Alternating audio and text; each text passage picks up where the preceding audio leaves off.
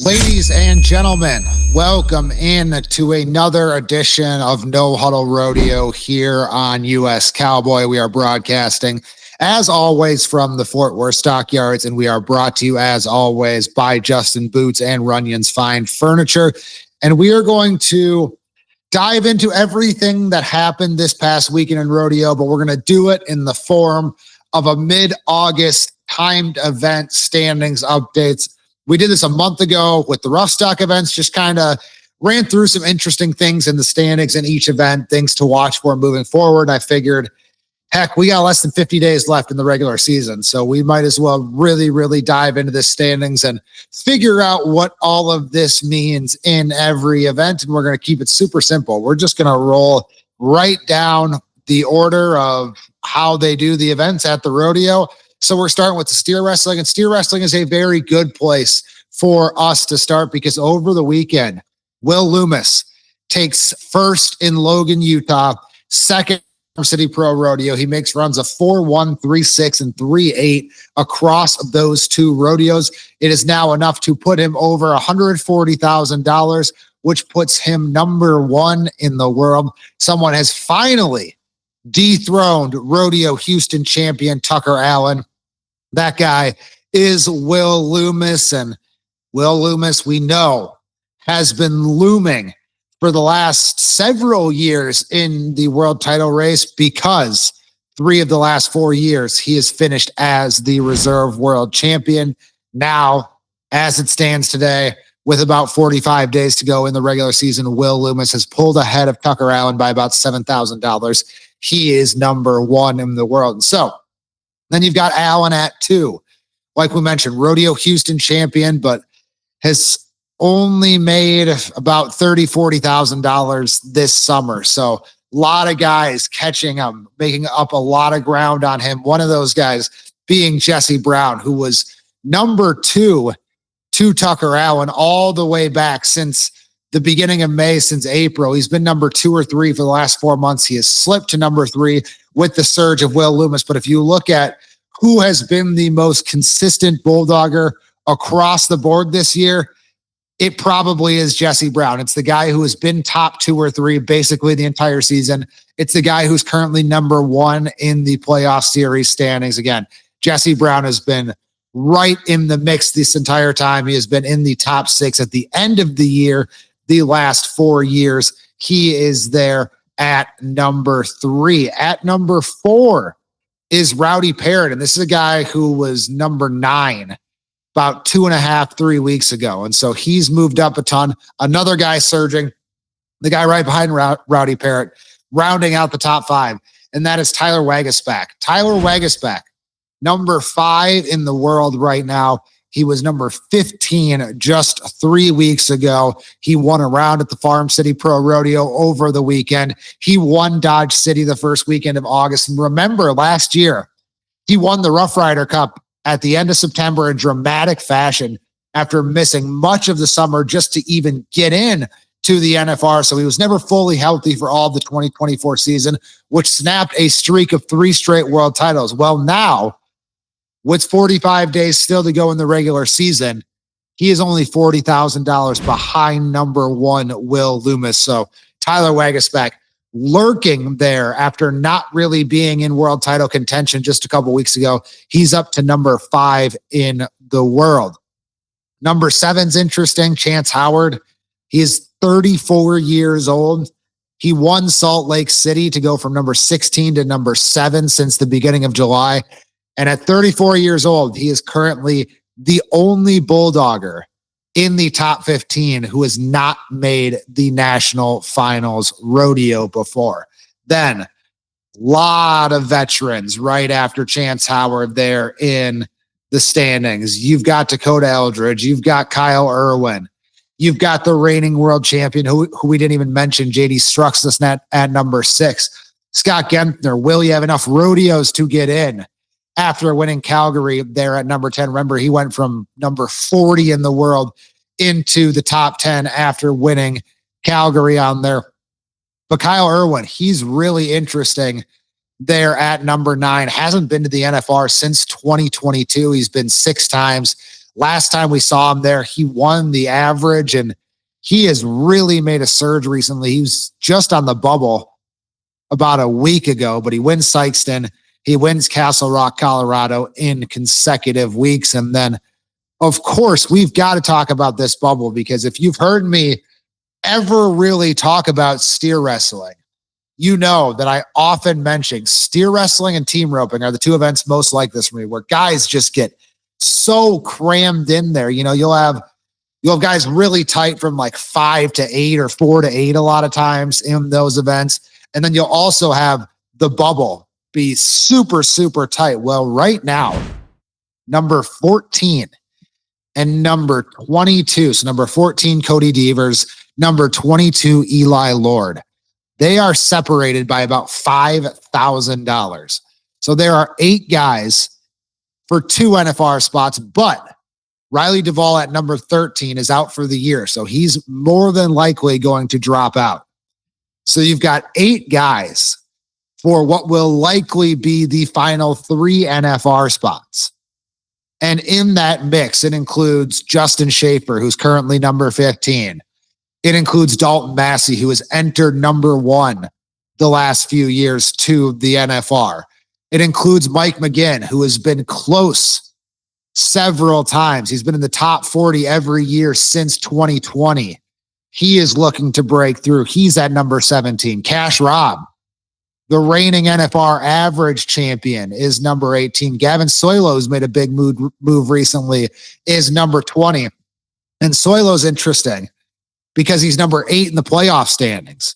So as it stands right now, he could be outside the top 15 by a few spots, but get an opportunity at the Governor's Cup where some of the guys he is chasing may not have that opportunity. And then there's also the 2019 world champion and 9-time NFR qualifier Ty Erickson at 21. And he has worked himself into that mix really just in August, because he was number 31 just 2 weeks ago at the beginning of August, but a huge win that pays him almost $14,000 or over $14,000 at the Farm City Pro Rodeo, $3,000 at the Mountain Valley Stampede, $3,900 to win $3,000 in Preston. He wins the Big Sky Pro Rodeo as well. All of that has happened since the beginning of August.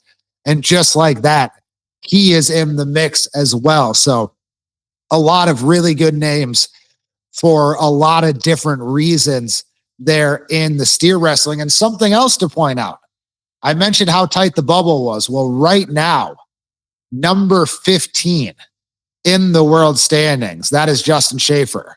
He has $80,000. Will Loomis has $140,000. So right now, everyone in the steer wrestling top 15 is within 1 average check, and that like a 3rd place in the average check. So they're within a 3rd place in the average check and 2 go-round wins from number 1 in the world. That is number 15. So a long way to go. Still anyone's game in the steer wrestling, and whether it be the bubble at the top, who's going to enter number 1? Will it be Jesse Brown? Will it be Will Loomis? Will it be Tucker Allen? Will someone like a Tyler Wagasback, a JD Struxness, a Dakota Eldridge continue to rise from that 6 through 9 range into the top 5 toward number 1? All of that is going to be really interesting to watch moving forward. But in the steer wrestling, more so than any other event, like I said, all that might be moot, because it may very much come down to who has the best NFR of the Bulldoggers. Because right now it looks like at least 10, 12 guys are going to be separated by $40,000 or $50,000. Really, anyone who makes the NFR right now, 100% still has a chance at the gold buckle in the bulldogging. And now let's just continue down the list to the head side of the team roping, where once again, because it seemingly happens every week, and it does happen or has happened most weeks this summer, we have a new number 1, and it's going to be either Tanner Tomlinson or Derek Brigay. Well, it was Derek Brigay last week. So of course it's Tanner Tomlinson this week. He retakes the number 1 spot. It changes hands once again between Begay and Tomlinson at number 1 on the head side. Tanner Tomlinson about $147,000 Begay with about $141,000. And how did Tanner Tomlinson do it? Second in round one of the Farm City Pro Rodeo over the weekend. Second in round one of the Jerome County Fair and Rodeo in Idaho over the weekend. Add another $1,800 at the Bozeman Stampede, and boom, there you go. Tomlinson, number one once again. We'll get to the healers in a second, but Coulter Todd, Begay's partner, still number one on the heel side. And so continues just to be so topsy-turvy on both sides. Tomlinson's got $7,000 more than his own partner, Travis Graves. Once again, could that lead to split world champions? I don't know, but we will see about that. And then you continue on, though. So Begay's number two, Tyler Wade and Dustin Egaskiza, 3 and 4. They are both over $125,000, separated by $50 as it stands at the time of this recording. And Wadenthorpe and Egaskiza and Flake both really hot right now. Wadenthorpe over the weekend, they win the Omac Stampede. They win the Cache County Fair, whereas the weekend before, to start August, Egaskiza wins the Douglas County Fair, and then they win the Mountain Valley Stampede as well, him and JC Flake. So that is number 3 and number 4 in the team roping. And the Murderers Row at the top is not done on the head side, because number 5 is a 2-time world champion in Caleb Driggers.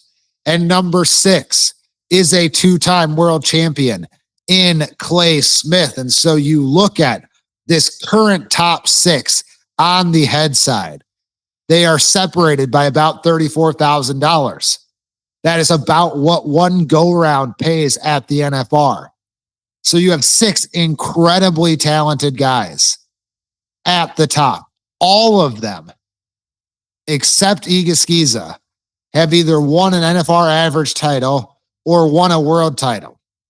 And Egaskiza has 7 NFR appearances and has finished in the top 10 every year since 2020. And he's the one that we're talking about as the odd one out here. And then if you go down another $15,000, you could add another guy with a huge resume to this. But before this, I almost forgot. This is a great thing that I wanted to say. I can't believe I almost forgot this. So that top 6, to back it up a second, between them, 49 NFR qualifications, 6 world titles, and 2 NFR average titles among the current top 6 in the PRCA heading world standings. And then where I was just going, you go down to number 7, Riley Minor, who was just number 13 at the beginning of August. So he's already moved up 6 spots in the first 2 weeks of August. He's looking for his first NFR since 2022. Over the weekend, he won 5 checks of at least $1,600. The weekend before that, he won 2 checks over $2,500. Last weekend, won the Missoula Stampede, won the Bozeman Stampede as well. And then we will go down to the bubble from here, because just like the steer wrestling, it's incredibly close in the team roping on the head side. Number 13, Jay Dixon Carroll. He has $83,000. Then you go down to number 22, Dawson Graham. He has $70,000. So those 9 guys for the final 3 spots are separated by about $13,000. And in that mix, you have Carroll. You have Aaron Synergy. I just lost the standings that I was looking at there. You have Andrew Ward, who is now roping with Jake Long, who has been to 5 straight NFRs. You have Tyler Tryon, the upstart 19-year-old. He's there in the mix at number 17. JC Yaquo's number 18. Cody Snow and his 8 NFRs in the last 9 years. He's number 19. Nelson Wyatt's 20. Luke Brown is 21. He's been to 15 NFRs, including the last 2. And he has made every one of those NFRs since 2008.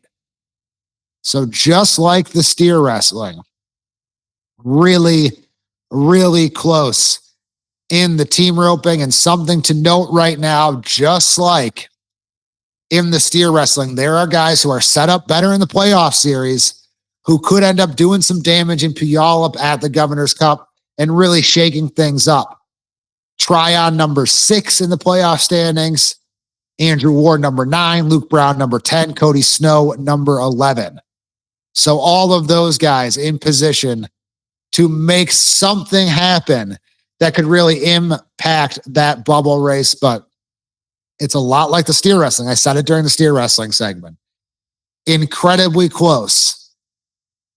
And now it's just a matter of obviously what happens the rest of the way here and what happens in Vegas, because $65,000-ish. Again, everyone 1 through 15 right now within one average check on the team roping head side, which is the same case for the healers as well. So now let's get into those healers where it is even more interesting at the top. So Coulter Todd right now, remember that's Derek Begay's partner. He remains number 1 in the world with $141,846. At number 2 is Travis Graves, who is roping with Tanner Tomlinson, who has been to 15 NFRs in the last 17 years. He has $140,896. So he's about $1,000 behind Coulter Todd. Remember, on the flip side of it, on the head side, Graves' partner, Tanner Tomlinson, is ahead of Todd's partner, Derek Begay. And then even closer, where Tyler Wade, who is partnered with Wesley Thorpe, they have won the last 2 world titles. Tyler Wade is 3 on the head side. On the heel side, it is Levi Lord, who is currently roping with Shea Dixon Carroll, previously roped with Dustin Egaskiza. He's number 3 in the world with $138,327. So that means the top 3 in the team roping on the heel side are separated by about $3,500 right now. Then if you go down to number 4, it's just like it is on the head side, where you have Wesley Thorpe, who has won the last 2 world titles, roping with Tyler Wade. And right there at number 5, you have Junior Nogueira. And what has Junior Nogueira done recently? Well, he won the previous 2 world titles before Tyler Wade and Wesley Thorpe won their back-to-back world titles. And then go to number 9. Take a look. It's the return of Jade Corkill. 3 world titles, 13 NFRs. He finished top 6 2020 through 2022. And those were his last 3 years rodeoing full time. Because in 2023, he finished number 40. 2024, he didn't rodeo at all. But he returned, and he is now roping with Clint Summers. And he is number 9 in the world standings on the heel side. And I will say, look for Jade Corkill to make a move coming up, because he's number 3 in the playoff series standings. He has been as consistent as they come to be number 3 in the playoff series standings. Number 1 in the playoff standings is Douglas Rich. Number 2 is Lane Mitchell. Rich number 9 in the world. Rich number 11 in the world. Mitchell number 8 in the world. Then you look at 13 and you look at Jake Long, who, again, if we're all keeping up here, used to rope the last few years and very successfully the last few years with Clint Summers. Well, now he is roping with Andrew Ward. And remember, Andrew Ward is number 15 in the world, where Jake Long is number 13 in the world. And so we'll see, could Ward get bumped out and force Long to rope with someone else? And that would be interesting, because Long is the reigning NFR average champion with Clint Summers. And he may not be able to rope with his new partner, who, again, they're both on the bubble, but he's got a little bit of an edge where he's number 13. Ward is number 15. And then to round out the bubble news, because we won't go through the full bubble news for the healers, but right now at number 15, you have Denton Dunning, who has made a name for himself over the last 2 years, roping with his fellow young gun, with his fellow 19-year-old Tyler Tryon. Well, Denton Dunning, number 15, while Tyler Tryon, number 17 on the head side. Denton Dunning, also number 6 in the playoff standings. So he is currently in position to make the Governor's Cup, where Tyler Tryon, his partner, may not make the Governor's Cup. So he may have an opportunity to make the NFR while he is on the bubble that his partner, his longtime partner for the last 2 or 3 years since he's gotten into pro rodeo, may not have that opportunity. So I would love to sit here and tell you that the headers and the heelers are equally straightforward. Everyone kind of matches up with their partner in the rankings. That's been the case for each of the last 3 years for the most part. There's been usually the last 3 or 4 years, one, if any, pair that ropes together for the first time at the NFR. This year, there's definitely a chance we could see 2, 3, 4 of them, including Justin Egaskiza not roping with JC Flake. And so a guy who could be making a run for a world title on the head side may not have his partner on the heel side because Flake is currently number 32 in the world. So a lot of work to do there. And that'll be a story that I'm very curious to follow. Because what a story it would be then if Egaskiza wins. If he wins a gold buckle with 3 different partners throughout the year and doesn't have his main partner for the summer at the NFR, but he may not be the only one in that situation. Again, Denton Dunning could find himself in that situation. Jake Long, a veteran, could find himself in that situation. And so much to figure out in the team roping. So we're not trying to give you any answer. Sometimes when we go on and I just keep talking, I will lead myself to conclusions or predictions or statements on events. For the team roping on both sides, on the head side and the heel side, I am just setting the table and laying out what to watch for the next 45, 50 days and then in Las Vegas. Because quite frankly, in this event right now, I have no idea what's going to happen. But the team roping was crazy exciting last year in Las Vegas. So if I'm hoping for anything, I'm hoping for that. And right now, the chaos we have leading into it, hopefully that is an indicator for some chaos, for some world titles, for some storylines to emerge again, not only for the rest of the regular season, which I think it will, but into Las Vegas where we will determine the world title. And again, I will make one prediction on that. And my one prediction on that is just like last year. I think it's going to come down to round 10 once again and is going to be awfully exciting to watch.